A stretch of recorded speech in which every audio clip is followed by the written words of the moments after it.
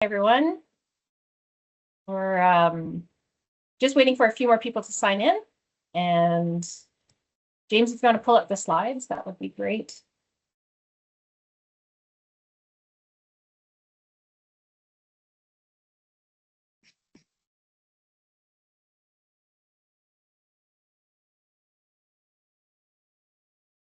Okay, so just for the sake of time, I think we'll get started. We have a super dynamic webinar today with a lot of familiar faces to those of you that have attended our workshops in the past.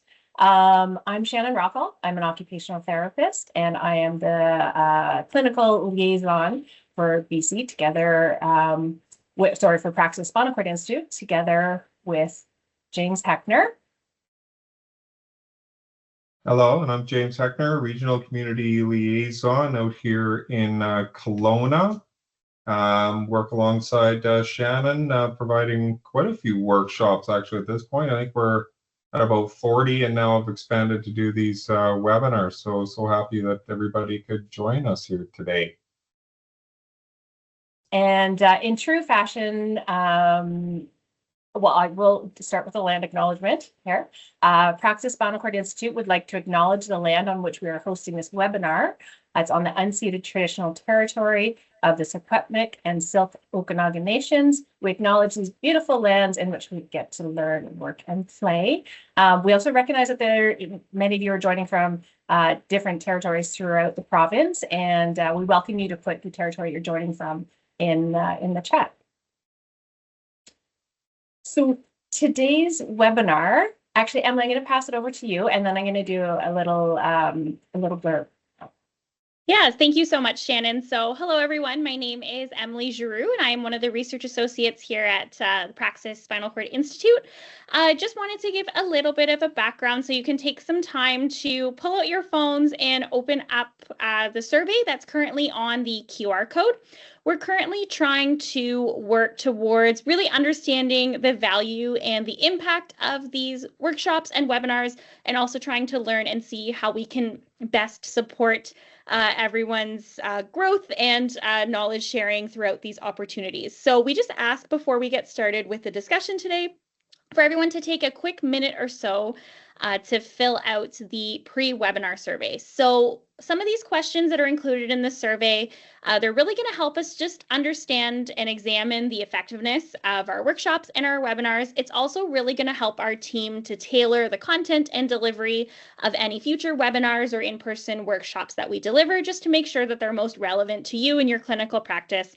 And they're also very supportive in enabling our team to be able to deliver future workshops and webinars. So we'd really, really greatly appreciate the minute or so just taking the time to answer some of those quick questions. So maybe we'll give you another minute or so to get those completed, and then we'll get started.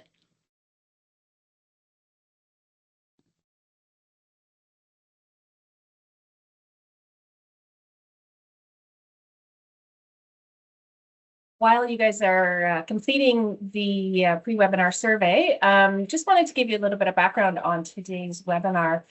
So in true fashion, the way that James and I like to do our workshops and Praxis is we put the basis of everything of the learning on lived experience. So we have a dynamic panel today of people with lived experience to share their personal experiences, and it's also a dynamic cast from the movie Reinventing the Wheel. Just in a few seconds, we will look at the watch the trailer from that. And then we will have the cast and crew that will be joining us to talk about their personal experiences.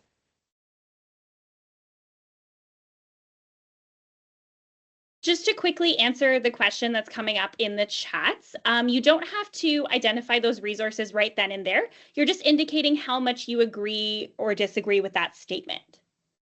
So do you strongly agree or feel that you would be able to identify two specific resources, or do you strongly disagree? Oh, okay. Thank you for letting me know. It might be a glitch with the question. I will take a look at that very quickly. Sorry about that.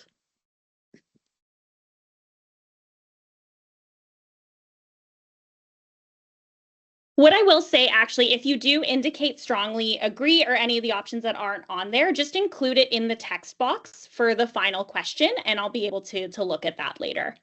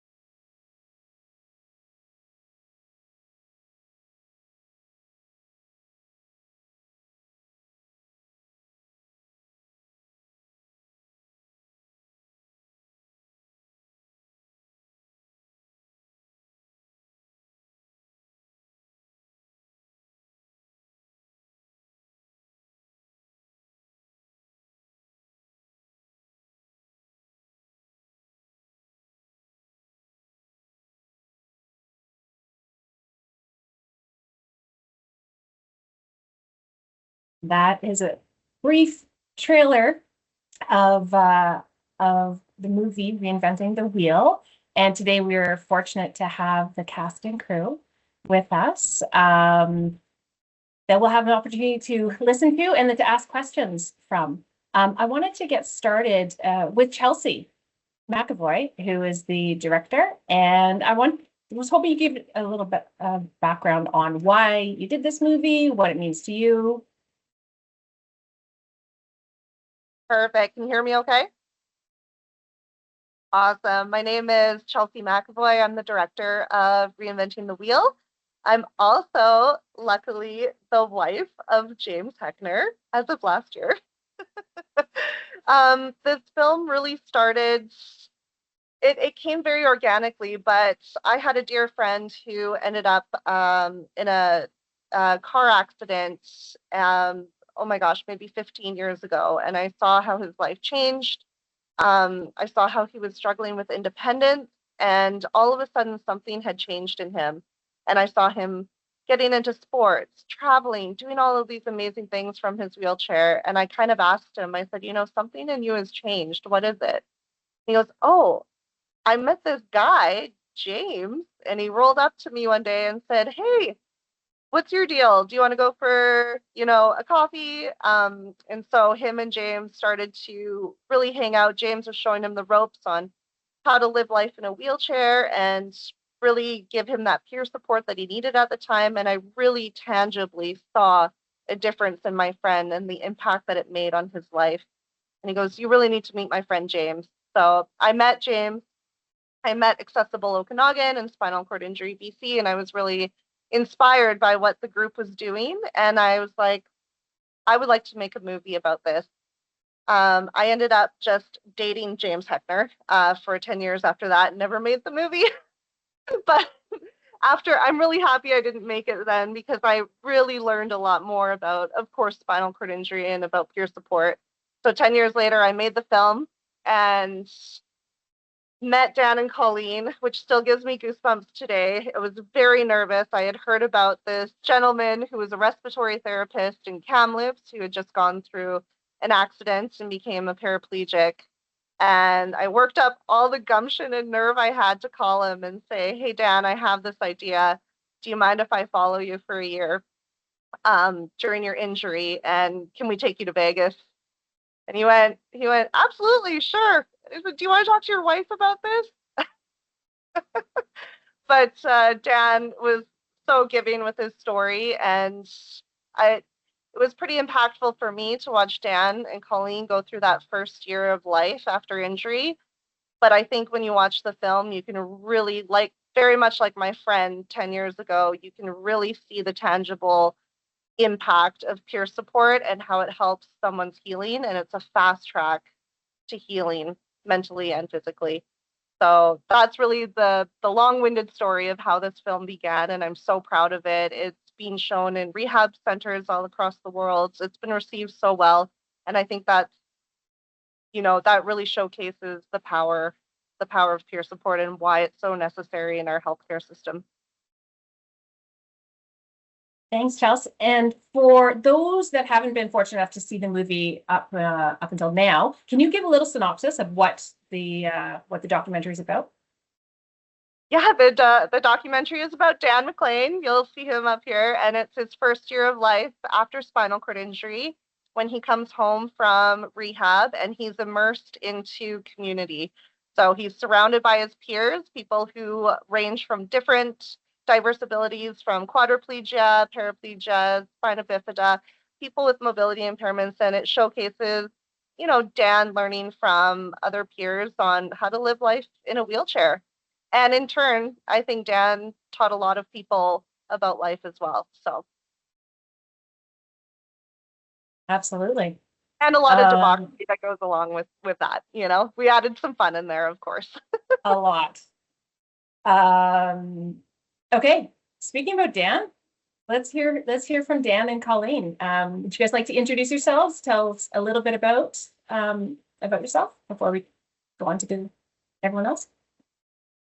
Sure. So I'm Dan. This is my wife, Colleen. I'm a 56-year-old man. God.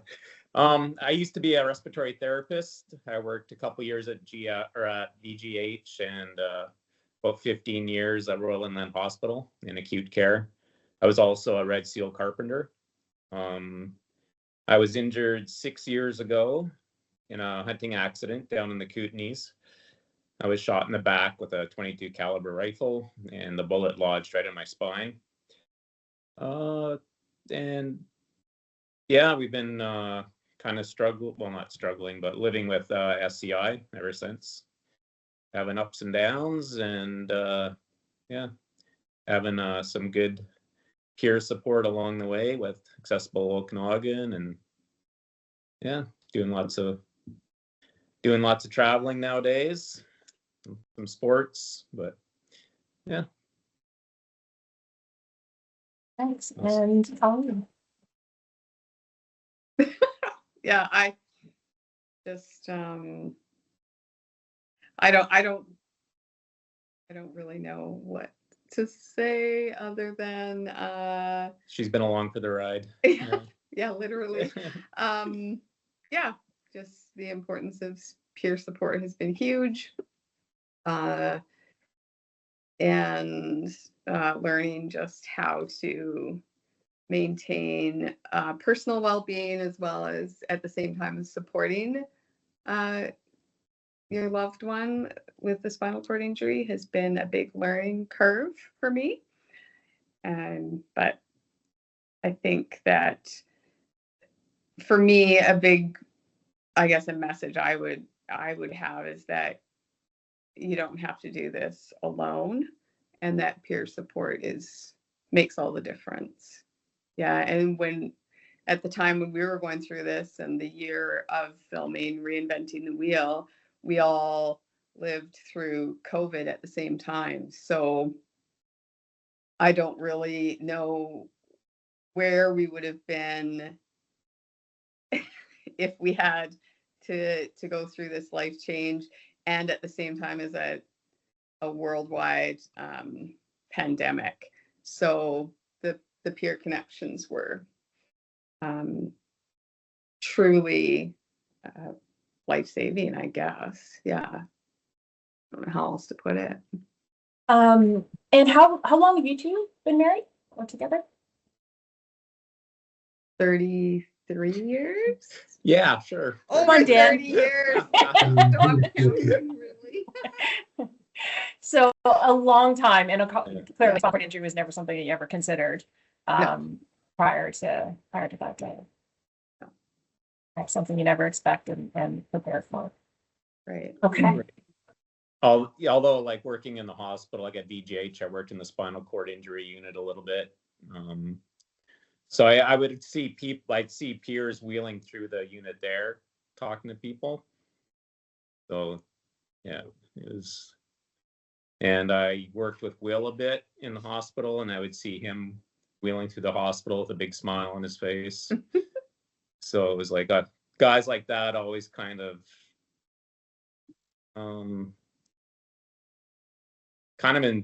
they were for lack of a better word, inspiring, even back before I was in a chair. So yeah, it was good.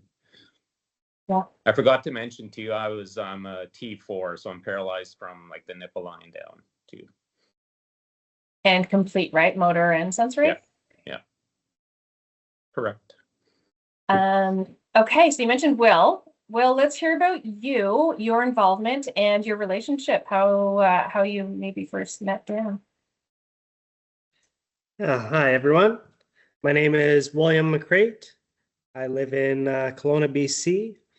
I am a C6-7 incomplete quadriplegic, Asia B, so I do have some sensation below my level of injury, but no active movement. Before my motor vehicle accident in 2016, I was a journeyman electrician. And since then, I now work for BC Wheelchair Sports Association as a Bridging the Gap coordinator. So we try to help people in the greater interior and Okanagan with sports that we offer. And I am also a wheelchair rugby player, and I'm now into my second year playing rugby for Team Canada. Awesome. And you met Dan before Dan's injury. Yeah, that's right. So when I had my motor vehicle accident, I wasn't stable enough to be shipped down to Vancouver. So I spent 2 months in the ICU in Kamloops, where I worked with a great team of doctors and respiratory therapists and everything that helped keep me alive and put me through, I guess, my early stages of rehab and, trying to help me with my breathing. I had a trach, so I was not able to breathe on my own, and I wasn't able to cough or pass secretions. So that was something that I had to work on and build up. So yeah, I had Dan and a big chunk of his team helping me on the daily in the ICU in Kamloops. Thanks, Will. So you were a support to Dan after his injury. And when you were injured, was there anybody in the community that was a support to you after you got home from GF Strong? Yeah, so I guess just prior to getting home from GF Strong, my family reached out to Spinal Cord Injury BC, and they said they had a local peer who is Scott James that is here with us today. So he was one of my first guys that I met in the hospital while I was going through my spinal cord injury. And once I got home from rehab and I was back into the community, I met some local peers, and one of the biggest guys who is one of my best friends up to today is Stu Weimer, and he was my quad brother that kind of helped me through the injury, and he was my motivation to like learn from a guy that had the same level of injury as myself, and just realize that like, if this guy can get up every morning and tackle different projects, like why can't I try to do the exact same thing? So Stu's always been a big part of my rehab and my recovery. So I don't know where I'd be without him. Okay, so tell us, what does that look like? Like, what did you, and Stu, like, how did you learn from Stu? Was that like Stu teaching you, or just living life and you observing? Yeah, I guess it was a little bit of it all. At the beginning, it was like, okay, well, I'd like to be in a manual wheelchair. I want to build strength and figure out like how to drive again. I wasn't sure how that really looked, so at least I had different peers. And again, I always refer back to like quadriplegics for myself as how do they manage to drive? How do these guys transfer? Do they drive from their chairs or do they transfer into a seat to drive? Like how do hand controls work? And then yeah, just daily life. Like I said, I was a journeyman electrician before my accident, and Stu had purchased a bus that he converted into a camper, and he said like, oh, like I'd like to set it up to have like some lights and all this other stuff. And I said, well, I have a lot of knowledge, but I don't have very good dexterity or function. So between our 4 hands, we had 1 good hand and 3 quad hands between us, and we figured it out, and we made it work, and we just did what we had to do to learn from each other. So I had the trade knowledge where Stu had some function and the tools. So between us, you know, Stu taught me how to use the tools I had and like not give up and just sell everything I had and be like, okay, I'm going to live in a wheelchair and I'm going to sit there and watch TV. Like there's more to life. You know, there's sports, there's traveling, there's just daily things like, all right, we're going to make dinner. Let's go to the grocery store. And first we got to get there. Now we got to buy the groceries. Now we have to pay for them. How are we going to get them home? How are we going to cook and not burn ourselves, right? Yeah. Please tell me you didn't eat Stu's food. Well, of course I did. Okay, let's hear from Stu. Hi, I'm Stu Weimer, C6, C7 quadriplegic. I've been in a wheelchair for 18 years. I got hurt when I was 30 years old. I was a diamond driller and a boilermaker. Primary diamond driller.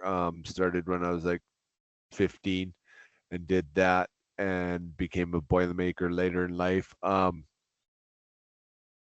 I don't know. I met Dan, I believe, when he was an apprentice at VGH when I originally got hurt in 2007. I as well had the trachea, so went through all of that fun stuff. I don't know. I grew up happy-go-lucky, and that translated into my wheelchair life. So, like a lot of things, stuff happens. You can't just dwell on the bad. You have to, I don't know, laugh and make the best of it. So that's the way I tried to translate my life, as well as, you know, like meeting others. I remember meeting James and there were Sean and whatever, and he's like, hey, we're going to Lake Havasu. And it was out of my realm, out of my scope of life. However, it was how can I not, how can't I attitude that allowed me to go there. And so yeah, by going there I learned things that I never thought I would learn about yourself, as well as about independence and how to enjoy life, like re-navigate life. I used to do all this as an able body. What's stopping me from doing that in a wheelchair? I think that's where a lot of people get hung up is, I'm in a wheelchair. Well, don't let wheels stop you. Wheels will just get you there faster. Nice. And I know you've been a peer to so many people over 18 years. You're someone that I know a lot of clinicians call on, just to be like, hey, you know, we've got somebody with a new injury, and especially in the Kamloops area, just to, yeah, and thank you for that. I wanted to hear from Scott James, who has an official role as a peer mentor with Spinal Cord Injury BC. Scott, are you Yes. able to Yeah, thanks a lot, Shannon. Yeah, I'm a C6-7 quadriplegic. I got injured when I was 18. So I was currently working at a sawmill, failing grade 13 and getting up to a bunch of stuff that I'm not entirely proud of. So going through my injury was a little bit of a double fold, especially being so young and going through it. You really kind of want to tuck away and just be by yourself or your close friends and family and not really reach out to anybody. So it took me probably about 8 years to really start getting into any sort of peer activities or peer groups. I had met Sonia Gaudet, who's now in the Hall of Fame for the Paralympics, which is pretty awesome. And through just randomly meeting her on the street, I met James Heckner and a few other people out playing tennis, which is a sport I never played, but I've always enjoyed playing sports. So I played some sports with them, and then I got told about this little coffee group that they had going down in Kelowna, which there was about 6 of us that would get together, this odd little group of people. And we just spend Wednesdays chatting away with each other. And yeah, it was what spurred from there is really crazy. At first, it was just, us going through there, and then we met some people from spinal cord injury, and they started paying for our coffees, and then this whole group, yeah, it was like a rocket ship that just kind of took off, and this is where we are now. I think that's Awesome. Yeah, that's great. So let's pass it over to James. Oh no, you said I was the spinal cord injury BC coordinator, so I do it for a living. Yeah. And connecting peers with others, amazing resource. Actually, I'm going to get you to talk about it a little bit later, more about how clinicians can reach out to you and other resources at SCIPC. So James, many of you guys know him as the face of Praxis and providing workshops and that. Let's hear a little bit about your personal story and Accessible Okanagan.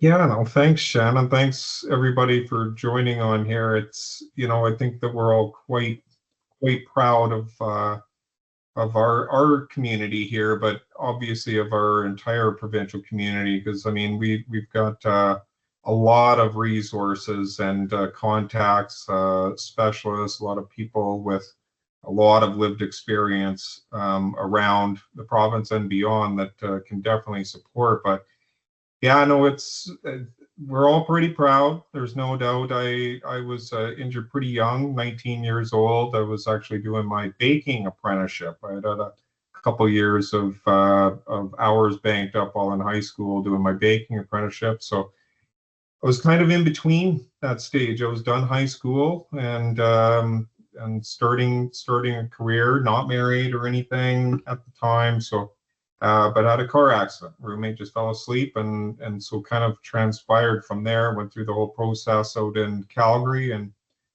Foothills, and I knew a couple people in Alberta, that I had kind of bounced questions on and such, but never really got fully involved in the peer support aspect.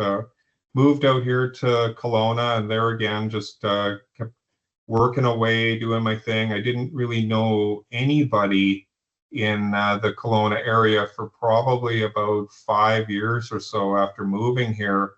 And once started to get sort of involved into some of the sports like tennis, like Scotty said, that's kind of when we started to meet a few more people. But I think it was when I had my shoulder surgery and I had rehab down in Vancouver that it was my second time around in a rehab facility with a completely different perspective and an awful lot of lived experience, being about 10 years post-injury with a spinal cord injury, back in a rehab facility where there was where all the newbies are, and realizing that you have a lot to share. There's a lot of experiences, and hopefully being able to provide some encouragement to people that are very fresh, not just the person that's injured, but also I remember having quite a few conversations with spouses in there because they were having some of the more difficult times. They were definitely the more emotional ones because the supports were primarily being, allocated to the person with the injury. And so it was like the after hours, later on in the hours or before you're going to bed, where you'd be out watching, TV and a spouse would come in and you could see that they were distraught, and you would spark up that conversation, and you had something to share. You had lived experience to share. But while in rehab, that's where I had met one of our co-founders of our community, Ann Cannon, and his wife Kim.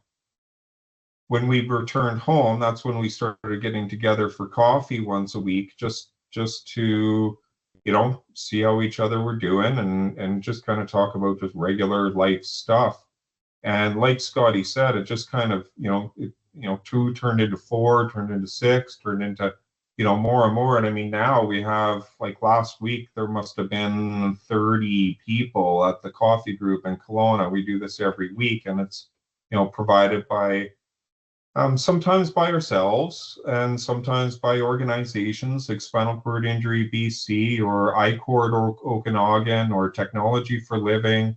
And it's just a nice way to be able to share resources and obviously all meet together. So I don't know, the value of peer support was not something that I necessarily understood when I was first injured, but I fully understand it now. And even though we don't all meet, it's a vast area. I mean, Kamloops to Osoyoos is our, region here, and it's a large area, but we do tend to have large groups at least three times a year, where we have, it's almost like a family reunion in some aspects, where we have people coming from all over the place to get together for the day or the weekend. So anyways, I mean, I definitely see it. I think that most of us on here, are board members of Accessible Okanagan as well. And of course, all part of other organizations, Praxis, Spinal Cord Injury BC, BC Wheelchair Sports, CASA.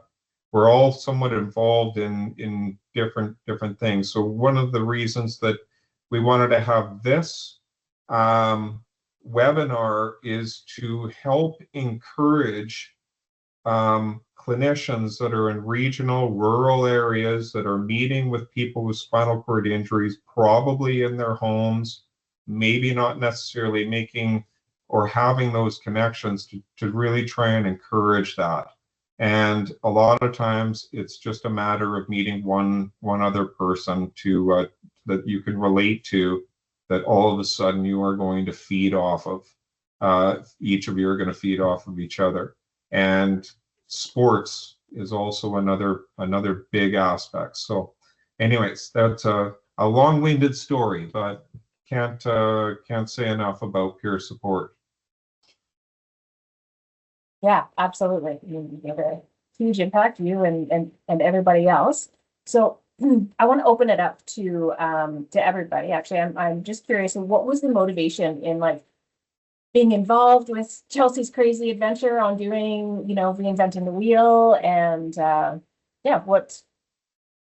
why did you guys take part in this crazy idea? Especially Dan and Colleen, can we talk about how vulnerable, for those of you that have seen the film, so vulnerable. Thank you so much for opening up your heart and your home, literally, in your first year post-injury, because that's something that a lot of people just wouldn't be able to do. It was just another thing to do after you're getting injured. You're like, there's so many boundaries that just sort of disappear that, yeah, opening your home is just another one of those things. Like, sure, why not? Yeah, you learn quickly to not overthink things. And I think that the time spent at GF Strong as a spouse, or as the person that wasn't actually injured with the spinal cord injury, because you have your own set of injuries, you just quickly learn that support in that capacity lacks. There really isn't any, I have to say. Up until the point from us being at Foothills and then JF Strong and then coming home, until meeting the group, I don't think there wasn't a lot of resources for myself. So when I met everybody, I quickly learned that, this is my resource. And if we then can give back to be a resource, that was important to me, I think to both of us, because we both value education so much and the sharing of knowledge so much that it just became, it felt right. We got to know Shannon quite quickly and loved Shannon, and then trusted her opinion of this stranger, Chelsea, that came into our life. So trust was a big thing too. Shannon was our occupational therapist at the time. Yeah. So that was, I guess, not so much of, I guess, the motivation, but just, why we did it. Just don't overthink things and just jump in and do them. And you want to be able to help people that would one day end up in our position. Yeah, too. It's good. I always like the comment you guys have when it was like you had a filmmaker call you up and you figured that it was like a college student coming in, and then all of a sudden there's a film crew coming to the house. So, I think it was supposed to be a 10-minute commercial on TELUS. Yeah. I don't know if I was very honest with the capacity of what it was I going to don't know be. if that's honest. But I want to say one thing that really surprised me on this film that I was not prepared for was meeting Colleen. And it's amazing how me trying to make this experience and make this film, actually, I think it impacted me more, because now I gained a best friend. I love you. Colleen and Dan were there at James and I's wedding. Her brother married us. Like, we've just developed this deep connection and a pure support of our own, because as wives and spouses, we also need that pure support. And that's something that I can't explain, but it's just deep and it's understood. And I hope that you guys, all of you, can feel the love through the camera and through the Zoom, because when you get involved in community and peer support and people who understand you to the core because of that experience, I can't explain how important that is to someone's soul. So, but that was one thing that surprised me the most was Colleen. Yeah, and I'm so happy that you're in my life. Yeah, you too, Dan, I guess. Oh yeah.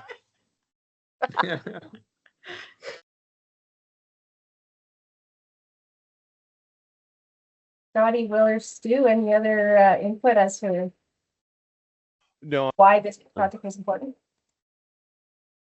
Other than just showing other people what we do, because as far as we knew, there wasn't a ton of people out there doing it in that big of a capacity. But we also, I personally have to throw out, a shout out to how good Chelsea is at her job in interviews and documentaries. And we had worked with her before on different spinal cord injury BC projects or accessible economic projects or just different random things. And it was just a no-brainer when she came to me and asked to be in the film, just because I completely trust in her that she's not gonna make us look bad. So I knew it was going to be good and a project worth doing. Absolutely. And it makes such a difference, I think, having someone from a lived experience background, such as Chelsea's, being a spouse of someone with spinal cord injury, right? To really understand the daily ins and outs of it, and to give the film the respect and humor that it comes from. I also want to add to, I also made the film, believe it or not, for my mom, because my mom was a nurse at GF Strong for 17 years in the rehab center. And she never saw anyone with a spinal cord injury after they left rehab. So when I started a relationship with James, she was very fearful because she saw, the struggle during rehab, but didn't see the life after. And I wanted to create something that could show people like my mom in that situation that, these are the things that life can be amazing and life can be good. And yes, very challenging, but this is a tangible, I keep saying tangible, but it is a tangible thing that you can show someone to say, this is what life can be, I I also love that. see the side effects. Like when I met James, it was quite early in my injury, and we went to Havasu, and the family sport. It's not always about the guy in the chair. It's amazing what can happen when there's back support for the people that are supporting you when you are home, because rehab doesn't happen necessarily at the rehab center. It happens when you get home. And there's two sides to every story, because everyone has family, not all, but you know what I mean. When you get home, it's not always about you. It's sometimes about the people around you and the people supporting you. So I think that was a big part of mine, and I tried to support that. Chelsea started Wheel Love, and yeah, things like that make a big difference. It's not always about the chair. Sometimes it's about people.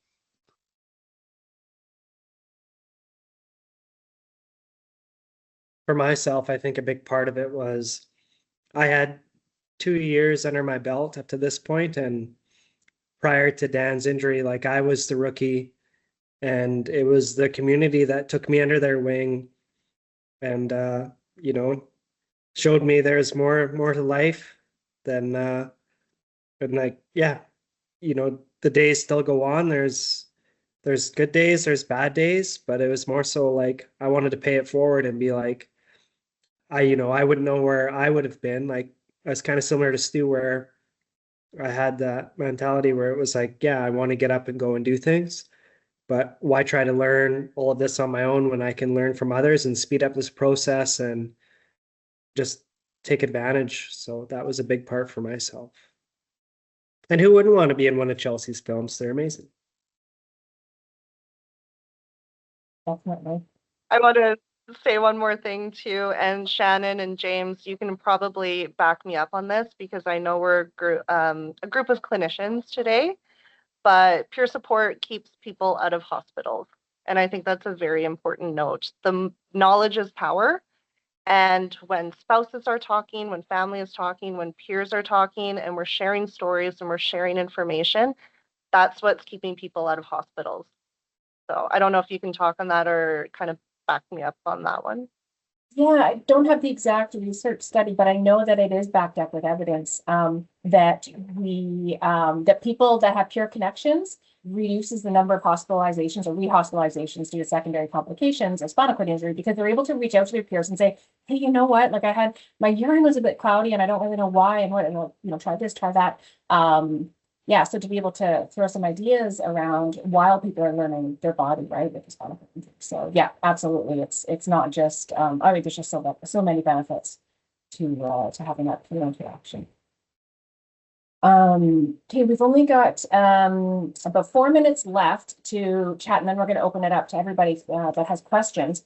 But just wondering if any of you can share some of the positives that have come out of having a spinal cord injury. As clinicians, we often hear about like there's the negatives and there's this complication, that complication. But what are some good things that have come out of a situation that you never thought you'd see yourself in? Relationships is the biggest one for me. not only with my peers that are, like Will says in the movie, sometimes closer than family now, but also relationships with care workers, with clinicians, with all the people who you never thought you would meet in life. And you get treated a little bit differently, which is not entirely a bad thing. It makes life a little unique. So for me personally, I have much closer, deep relationships than I ever thought I would have. As my dad always said, it's not what you know, it's who you know.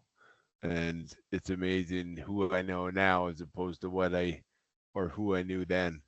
And it's hard to explain, but yeah, it's a totally different aspect on life,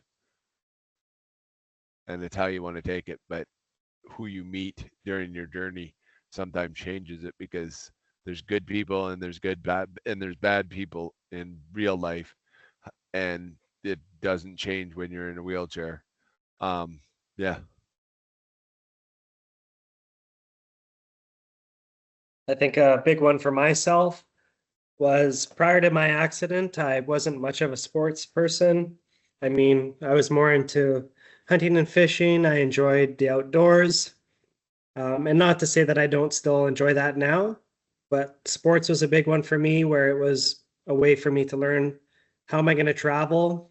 I remember early on where it was, okay, I'm heading down to Vancouver with Stu, and my dad's going, well, Will, how are you going to do a bathroom routine in Vancouver? Like, you don't have a roll-in shower and you don't have all your equipment. And I'm like, well, I don't know, but all these other guys got to go to the bathroom too. So I'm going to figure it out this weekend, I guess. And hopefully it turns out well. So to go from just playing a sport with a rec league to making the provincial team in 2018, and now fast forwarding to making Team Canada last year,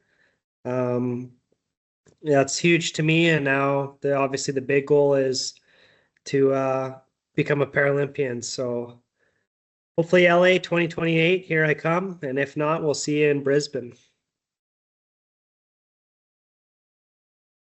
I think for me, yeah, that's awesome. We'll all be down there. We'll be in LA. That's for sure. I don't know. I just like the unique challenges and opportunities. Like what Stewie was saying there about going down to Lake Havasu. Four of us with spinal cord injuries packed up, and we went down to Lake Havasu for a month. And just the four of us, no able-bodied people, experiencing totally new things, having to rely on each other, to get through some of the maybe less accessible aspects, and of course not have renting a house, and how do you get around this house? How do you put in ramps? How do you just survive? And I don't know, for some reason some of those challenges just exhilarate me. So where you wouldn't necessarily experience nearly the same thing if you were able-bodied. So challenging yourself for me is sometimes that I remember that trip. Navigation was a big thing, because Boise, Idaho and Boise, Washington are two totally different areas. When you start driving to Boise, Washington, you learn you're going the wrong way. Will? I'd like to just add in one more quick thing, if I could. One negative thing that I had when I was at GF Strong is, and like, don't get me wrong, at the beginning I was extremely disabled. I had a brachial plexus injury, and it was hard getting around, and I was mostly in a power chair at the time. But I really wanted to try to use a manual wheelchair and learn those skills and build strength. And I actually had one of the PTs. He wasn't my PT, but one of the ones in the room, and he was like, why do you want to learn how to wheelie a manual chair? Like, you're not going to be a manual chair user. And like, if I would have like left it at that, I wouldn't be where I am today. So the big thing is like, even if it may not be the outcome then, or maybe I would have never healed or built that strength, but like, don't take the wind out of someone's sails. Like, if they want to try something, let them try. Like, yeah, of course, the first time I was in a manual wheelchair, I pushed around the gym in a circle because my right arm wouldn't allow me to go in a straight line, but it was still something, and it gave me a reason to get up every morning and try to get stronger and do everything in life. So And now you use a manual wheelchair. How much of the time, percentage-wise, would you say? I use my power chair once a year, and that's in order to get up a steep hill in my backyard to my shed to take out all my patio furniture and carry it down. And besides that, I mean, I try to get in it once a month just so the batteries don't completely die, but it's more so just, yeah, to keep the chair running than it is to use it. I'm a full-time manual chair user now, so. Because like Will, I came home in a power chair manual or power chair primarily, and gradually got into a manual chair, and now my power chair is more of a utensil / tool, more so than, you know, a necessity. And that was because of people like James and Sean and whatnot that I met that pushed you to try and, you know, be in a manual chair, because power chairs tend to like stop you from certain aspects of life as to, like, you know, bathrooms and whatever. So it was good to have someone that pushed you, and that again relates to peer support, I think. Nice. Just seeing the opportunities, right? Not limiting yourself. Seeing what's up. Okay, for time's sake, I know Emily has another survey. And while James is pulling up that slide, questions as well. Does anybody have any questions that you'd like to ask? And actually, I have a question for you. Are you guys able to unmute yourself to be able to talk?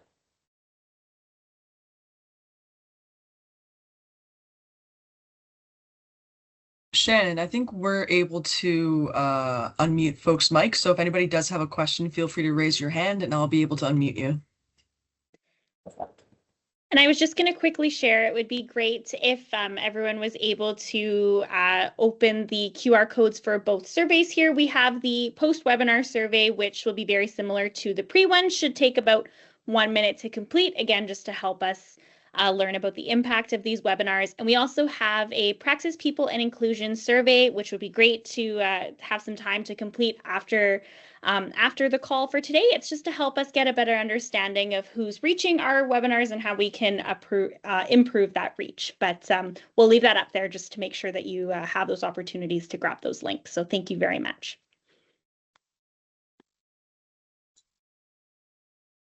Boy, the time flies past.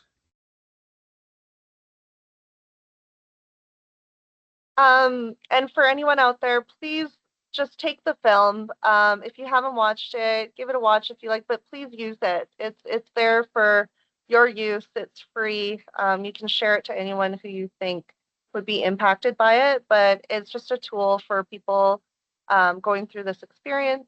And maybe James and Shannon can also send out. James and I did a film on infertility, sex, and disability. Well, maybe we can send that out as well for anyone who's curious about that topic. But I also wanted to thank the clinicians for being here today too, because the fact that you're here and you're willing to listen and willing to watch is incredible and already making a huge difference. So I appreciate all of you as well. Awesome. It looks like we have a question from Amy. So Amy, I've allowed microphone and camera access. So if you would like to turn on your camera, feel free. If not, no worries. Yeah, for sure. I just had a question for sort of the group here around how, some suggestions on how to connect our spinal cord clients to peer support. My experience with recent spinal cord clients has been, there's been a lot of reluctance. I think it's like the overwhelming thought of like, what do you mean? There's this group of guys and they go for coffee and like, oh, I'm not very social. And just like, do you have some pointers on what we could say to our folks like that, because you guys are a very great demonstration of why peer support is so important. And I feel like there's a lot of spinal cord clients that I've worked with, but there's been reluctance on their part, or I've given them information and they haven't followed up. And so, like, what are some tidbits that I could say to kind of dangle the carrot to get them connected in with you guys?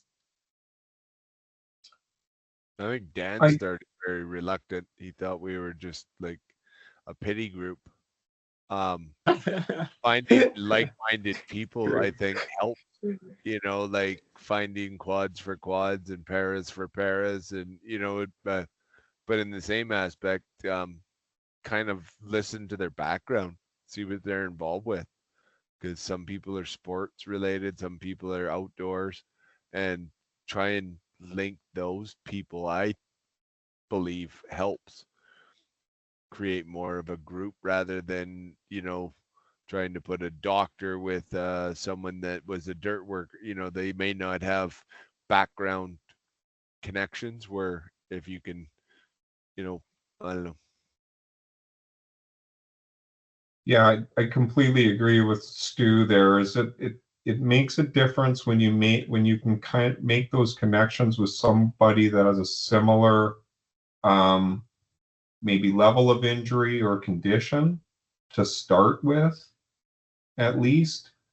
I mean, now that, you know, we know so many different, you know, levels of injury, different conditions, it doesn't seem to phase us as much so. But when you're first injured and you meet somebody, like, let's just say, you know, for myself, I'm a T6 injury, so right at the nipple line. If I had somebody come in that has a low lumbar injury and they're basically doing cartwheels, it doesn't, you don't relate as well, right? And it would be the same for, you know, a quadriplegic. If you had a paraplegic come in and try and, you have similarities, but you also see those differences. So it does make a difference on that. But at the same time, perseverance, like, you know, keep trying to make those connections. Obviously, get in. I'm not sure where you're located, but the, you know, SAIBC is around the province. There's peer coordinators all over the province. BC Wheelchair Sports, that's, you make peer connections even through, you know, many different sports activities, whatever that might be. But I will say one thing, like, just because we have a, you know, a fairly large group here, we still have a lot of peers that we try and reach out to on a regular basis. And some people are just, whether it be intimidated, they're just not ready, they're maybe in denial. And it just, we keep trying, you know, to make those connections, and because we know the value of it. So you try, you know, lead a horse to water, right? But just perseverance, keep trying to make those connections. I think And if you need someone to hobby and help, sport- you yeah. can reach out to, you know, James or Shannon or something like that, where they can help for your area to maybe have someone to set up maybe more of a one-on-one, so it's not a big group to be too overwhelming or something at the beginning. Hobby and sports, I think, help the most. Because when you're doing your hobby or a sport, you're not necessarily focusing on the person themselves. You're kind of focusing on the aspect of what you're doing too. I wonder, Scotty, if you can touch on that too, because you were very reluctant to get involved in peer support at the beginning. Yeah, I certainly was. It had nothing really to do with peer support, but more so my views upon being a person with a spinal cord injury. I didn't want to be associated with my wheelchair. I didn't want to associate with people in wheelchairs. I also had my own social circle that was very close with me. So I had my own kind of family support. So my initial view of what I needed for peer support, I didn't need peer support. I wanted my family, I wanted my friends. And it took years to kind of get over that injury, be comfortable with my wheelchair and being in it, being viewed by the public as somebody in a wheelchair. Like, those were very hard things for me to kind of overcome. And so, yeah, there's a lot of just kind of I guess, fear and emotions that come along with it that get in the way of reaching out to peer support. But given enough time, or you know, every sometimes just it just clicks, and or you run into a problem you can't figure out yourself, and you're like, oh man, I gotta reach out to these wheelie people, and but you know, it takes all kinds, and you're also not going to reach everybody. So just kind of like James said, just keep trying different avenues. In the Okanagan here, we do a lot of partnerships with people. As far as, you know, I'll try to do a coffee group on the day of a rugby practice, or just different, you know, the Accessible Okanagan, we've done lunches with the skiing people that has gotten other people out skiing. So partnerships is huge for us here in the Okanagan. One thing I've noticed in Kamloops area is consistency. Don't change the date, don't change the time. Keep it a consistent, so that way you can schedule around it, because as we all know, in a wheelchair things happen, and it's easier to have a schedule that you know is going to happen, not, oh, now it's Monday at 11, oh, it's Wednesday at 2. If you have a consistent time and a consistent date, it tends to create more people.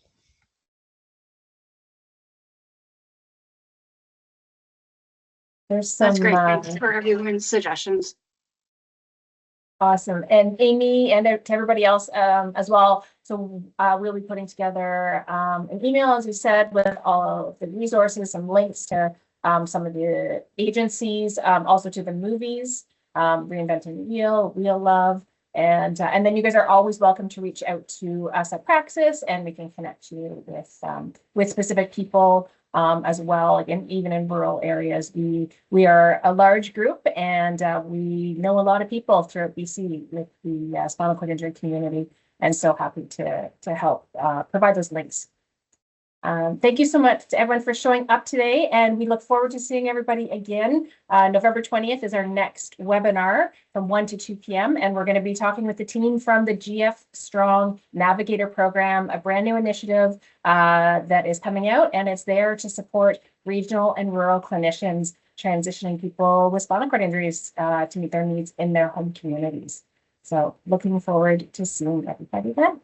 Thanks so much.